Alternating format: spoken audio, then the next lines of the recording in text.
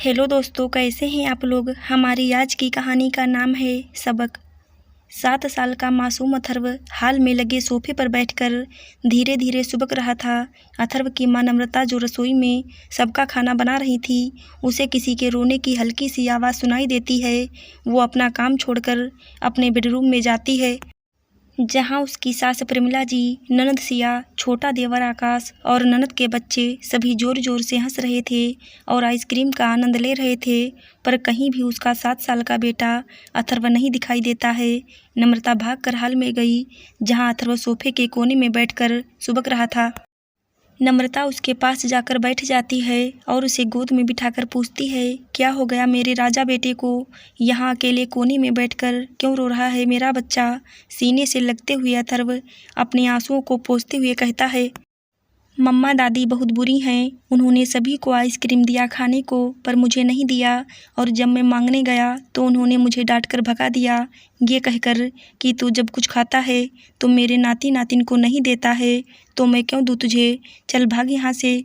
और सब जोर जोर से हंसने लगे मेरे ऊपर। मम्मा मैं अब दादी से कभी बात नहीं करूँगा, गंदी है दादी, इन्हें यहाँ से जाने को बोलो, मुझे नहीं रहना इनके साथ। अथर्व की बात सुन नम्रता को भी बहुत गुस्सा आ जाता है अपनी सासू माँ पर, और सोचने पर विवश हो जाती है कि क्या सच में कोई दादी ऐसी भी निर्दयी हो सकती है जो पूरे परिवार को आइसक्रीम दे दें, पर अपने पोते को नहीं। लोगों के मुंह से सुना था कि मूल से ज़्यादा सूद प्यारा होता है, पर यहाँ तो सूद को इस तरह रुला दिया, जो अभी महज 7 साल का बच्चा है। क्यों किया ऐसा माँ जी ने? यहाँ तक कि मुझे भी दिया गया आइसक्रीम और मेरे बच्चे को सबका मुंह देखने पर मजबूर कर दिया। सोचकर नम्रता को बहुत दुख और गुस्सा आ रहा था।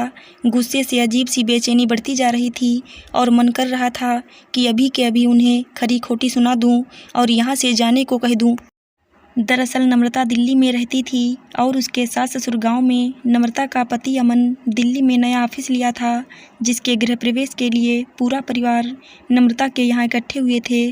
पूजा पाठ के दूसरे दिन जब सब दोपहर में हंसी मजाक कर रहे थे, तब अथर्व फ्रिज से चॉकलेट निकालकर खुद खाकर मज़े ले रहा था, जैसा वो हर बार करता था, जिसे देखकर प्रमिला जी को बहुत गुस्सा आता था।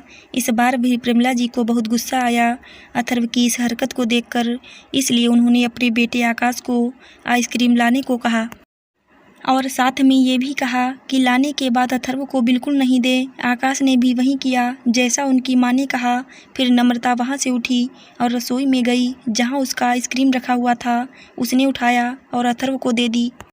फिर वो गुस्से से अपने बेडरूम में जाती है, जहाँ ससुराल वालों का जमावड़ा था। उसने अपने गर्म लहजे में प्रमिला जी से कहा, माँ जी आपने घर में सभी को आइसक्रीम दिया, सिवाय इस नन्हे से अथर्व को छोड़कर, जबकि आपको पता है कि अथर्व को आइसक्रीम कितना पसंद है। आपने ऐसा क्यों किया माँ जी? आपको जरा सा भी मोह माया नहीं जगा अपने पोते के लिए? बच्चा कब से सुबक रहा था वहाँ अकेले। हाँ तो सुबकने दो उसे, थोड़ा रोएगा तब समझ आएगा। मैंने तो जानबूझकर इसको आइसक्रीम नहीं दिया बहू। तुम्हारा बेटा अकेले फ्रिज से सामान निकाल निकाल के खाता है और हमारे नाती नातिन को नहीं देता है। मेरा नाती नतनी मुंह देखते रह जाते हैं और ये मज़े से खाते रहता है। क्या सिर्फ ये इसका ही घर है, हमारे नाती नातिन का नहीं? माँ जी आप बहुत गलत कर रही हैं। अथर्व अभी बच्चा है, उसे अक्ल ही कितनी है जो आप उससे उम्मीद कर रही हैं कि वो आकर सभी के साथ शेयर करे। और वो तो बचपन से ही ऐसा है, उसे भूख लगती है तो ढूंढ ढूंढ के खाता रहता है। रही बात आपके नाती नातिन की, तो वो अथर्व से 10 साल बड़े हैं और मैंने तो उसी दिन सभी को कह दिया था कि जिसकी जो इच्छा है वो निकाल कर खाओ। मैंने तो कभी नहीं रोका ना किसी को खाने पीने के लिए। फिर आप बच्चे से क्यों बदला निकाल रही हैं? अगर अथर्व की जगह मैं ऐसा करती तो आप बेशक मुझे सबक सिखाती माँ जी, पर आप तो अपने छोटे से पोते को सबक सिखाने बैठ गईं। ये कैसा सबक है माँ जी? कैसा सबक नहीं बहू, सही सबक है। अब इसे ज़िंदगी भर याद रहेगा। और तू जो कह रही है ये सब तेरा ही किया धरा है। तूने ही तो सिखाया है ऐसा। जैसा माँ सिखाएगी वैसे ही तो बच्चा करता है। प्रमिला जी नम्रता के ऊपर कटाक्ष करते हुए कहती हैं, पता था माँ जी आप ऐसा ही बोलेंगी। अब जाने भी दीजिए, और कुछ कहूँगी तो बोलेंगी कि बहू अपने घर बुलाकर बेइज्जत करती है।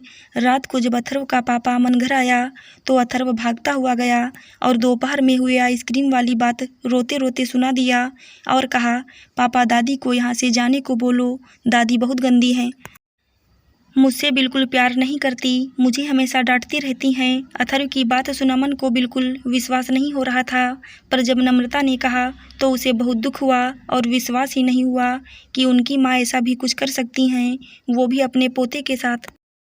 वहाँ से उठकर अमन सीधा प्रेमला जी के कमरे में गया और कहा, माँ आपसे ये उम्मीद नहीं थी, वो भी आपके अपने पोते के साथ ऐसा व्यवहार आपको शोभा नहीं देता। यदि आपको बुरा लगता था तो आप खुद उठाकर अपने नाती नातिन को दे देती, आप भी तो ये कर सकती थी माँ। पर ऐसे छोटे बच्चे को सबक सिखाना ठीक नहीं है, देखिए उसके मन में कैसा बुरा प्रभाव पड़ा है। हाँ तो ये सब तेरी पत्नी का ही किया धरा है, उसने ही तो सिखाया है ये सब, खुद खाओ और दूसरे को मत दो। चिढ़ते हुए प्रेमला जी कहती हैं, ऐसा कौन अपने बच्चे को सिखाता है माँ जी। चलिए छोड़िए। 15 दिन रहने के बाद सभी गांव वापस चले जाते हैं, पर कई सालों बाद जब प्रेमला जी वापस अमन के पास आती हैं तब अथर्व को देखकर अपने किए की शर्मिंदगी महसूस होती है। जब 13 साल का अथर्व भागकर अपनी दादी का पैर छूकर प्रणाम करता है, ग्लानिवश प्रेमला जी की आंखों से आंसू छलक जाते हैं, जिसे देखकर नम्रता कहती है, क्या हुआ माँ जी, आपकी आंखों में आंसू। हाँ बहू, ये पश्चाताप के आंसू हैं जो अपने आप आंखों से छलक गए। आज भी कभी वो दिन याद करती हूँ तो मुझे खुद पर बहुत गुस्सा आता है। माँ जी उस बात को कई बरस बीत गए, अब तो अथर्व को भी कुछ याद नहीं है, तो आप क्यों पश्चाताप की आग में जल रही हैं। छोड़िए ना वो सब बातें, आपको अपनी गलती का एहसास है, यही काफ़ी है। आइए अब यहाँ आराम से रहिए, सब चिंता फिक्र को छोड़कर। और किसी भी चीज़ की कोई ज़रूरत हो तो आपका पोता अथर्व है ना आपकी सेवा करने के लिए। तभी अपने कमरे से बाहर निकलकर अथर्व कहता है, हाँ दादी मैं हूँ ना। आशा करती हूँ दोस्तों आपको हमारी कहानी ज़रूर अच्छी लगी होगी। धन्यवाद।